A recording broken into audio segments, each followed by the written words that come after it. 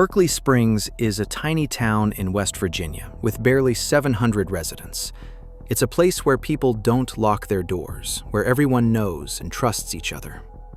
But it was here, in this tranquil little town, that 15-year-old Riley Crossman disappeared without a trace from her own bedroom in May 2019. At first, it seems as if the teenager has run away from home, but soon the case turns out to be something far darker, and the only thing left behind is a final text message to her boyfriend. "I'm scared."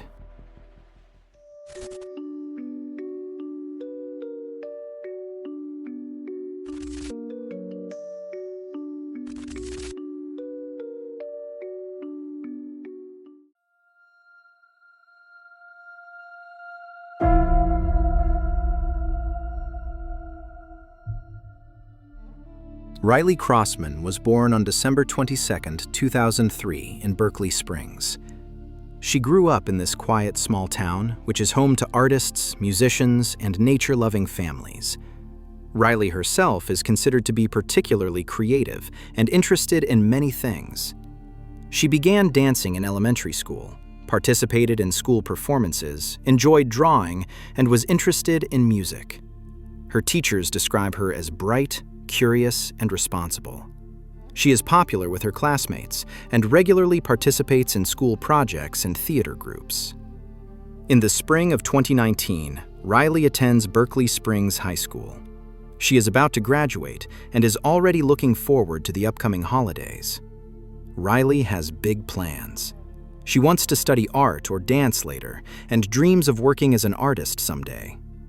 She lives with her two younger brothers and her mother, Chantel Ogley. Chantel works 2 jobs to support her family. Her partner, Andy McCauley, also lives in the house.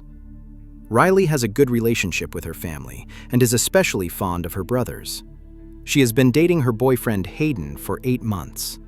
The relationship appears loving on the outside. Hayden often visits Riley's family, and Chantel also likes him very much. Friends later report that Riley often talks about her future with Hayden, about traveling together, growing up, plans after graduating from school. Nothing suggests that she is thinking about running away from home. On the afternoon of May 7, 2019, Riley comes home from school at around 3:30 p.m. as usual. Her mother, Chantel, is sleeping on the couch at this time. She had worked the night before and is getting ready for her next shift.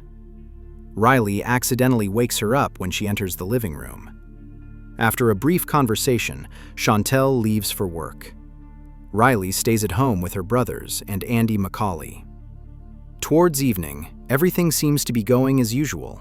When Chantel returns around 10 p.m., Andy is sitting in the living room.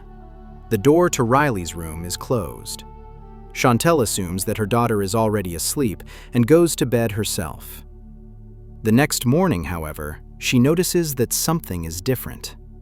Riley hasn't said good morning to her, and her room is quiet. When Chantel knocks and enters Riley's room, there is no sign of her daughter. At first, she assumes that Riley has simply left for school early. This happens occasionally when she wants to meet up with friends or is preparing a presentation. But as the day goes on, she begins to worry. When she finds out from the school in the afternoon that Riley hasn't shown up, she suddenly realizes that something is wrong. Riley's cell phone is off. Her boyfriend Hayden hasn't heard from her either. So Chantel goes to the police and reports her daughter missing. Riley's father, Lance Crossman, also learns of his daughter's disappearance. Before the police arrive on the scene, he arrives at the family home and searches Riley's room. He notices that the TV has fallen over and everything looks messy. While this isn't unusual for teenagers, the nature of the mess gives him a strong feeling that something bad has happened and that he won't see Riley again for a long time.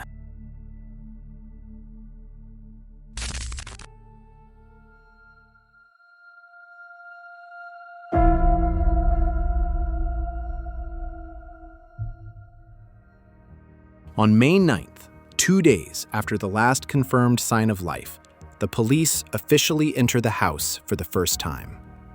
At first glance, Riley's room appears unremarkable. But upon closer inspection, investigators notice that her glasses are lying on the table. Riley wears them every day. Her wallet is also still there, and there are no signs that she left the house voluntarily. But even more alarming are bloodstains on her pillow and bedspread. A forensic team is called in, and the bloodstains are examined and later clearly identified as Riley's.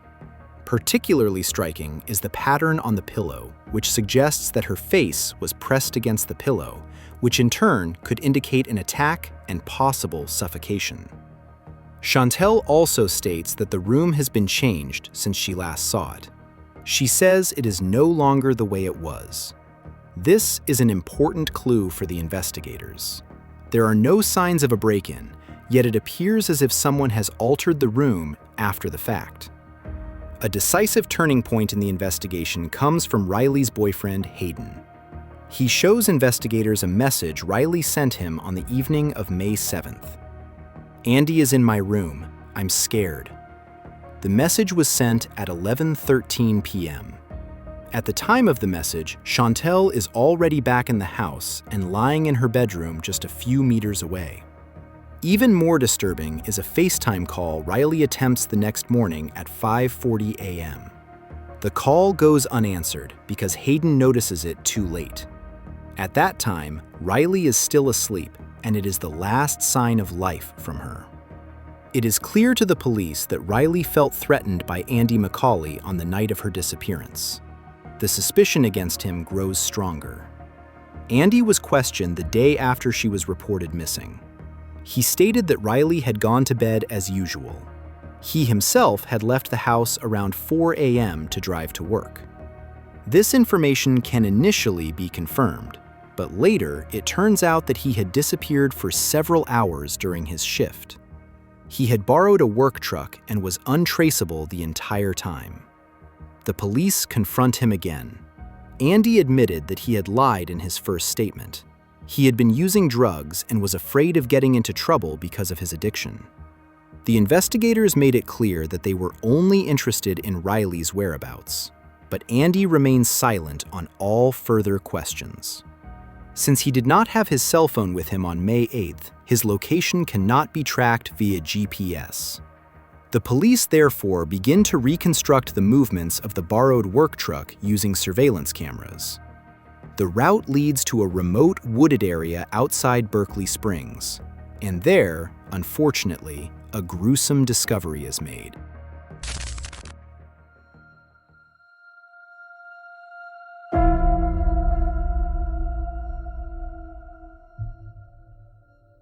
On May 16, 2019, 8 days after Riley's disappearance, search parties discover a body in a remote wooded area in Berkeley County. The body is badly decomposed, the clothing is damaged, the bra is missing, and the panties are torn. Identification is only possible through dental records. And unfortunately, the worst fears are confirmed. The body is identified as Riley Crossman. A cadaver dog alerts in the cargo area of the work truck Andy used, and forensic tests show that a human body was most likely there. Traces of dried drywall mortar, a substance also found on the body and at the site where it was found, are found in the truck. In addition, screws identical to those found at McCauley's workplace are secured at the site where the body was found. Investigators believe that Riley was probably transported in garbage bags, hidden in the truck, and thrown over an embankment. Due to decomposition, no clear cause of death can be determined. However, the evidence points to suffocation. Andy McCauley's trial begins in the fall of 2021. The prosecution brings charges of first-degree murder, abuse resulting in death, and concealing a body. A total of 36 witnesses are heard, including family members, friends, experts, police officers, and medical professionals. The jury is presented with 239 pieces of evidence. The forensic evidence speaks for itself. The blood on her pillow, the location where she was found, the materials from the truck, the messages to Hayden, all point to Andy as the perpetrator. In addition, there are indications of a sexual crime. Andy's ex-girlfriend describes him as abusive, especially when under the influence of drugs. Chantel Orkley also expresses her suspicion that Andy may have abused her daughter. Andy McCauley remains silent throughout the trial. He does not comment on the crime or on a possible motive. The judge clearly criticizes his silence. She says it leaves too many questions unanswered, especially for Riley's family. We, the members of the petit jury, as to the issues joined, find the defendant, Andrew J. McCauley Jr., as follows. Count 1, murder. Guilty of murder in the first degree. As to count 2, death of a child by a custodian by child abuse. Guilty. As to count 3, concealment of a deceased human body. Guilty. Signed today's date by the foreperson. The jury ultimately finds Andy McCauley guilty on all counts. He is sentenced to 2 life sentences without the possibility of parole. These must be served consecutively. In addition, he receives 5 more years in prison for concealing a corpse and a fine of $5,000. At the sentencing, Riley's mother says, "There is no punishment that will work for me." She will never see her daughter graduate, get married, or have children. Her loss must be infinitely painful. That brings us to the end of today's video. Riley Crossman died far too young, at the age of 15. She was robbed of the chance to build a future and a life for herself and to realize her dreams. Andy's conviction cannot ease the pain of her loss, but at least justice prevailed in court. What is your opinion on today's case? Feel free to write me in the comments. By the way, you also support the channel that way. Otherwise, there is not much more to say. I wish you a good morning, afternoon, or evening, depending on when you watch the video, and hope to see you again in the next video. Until then, ciao everyone.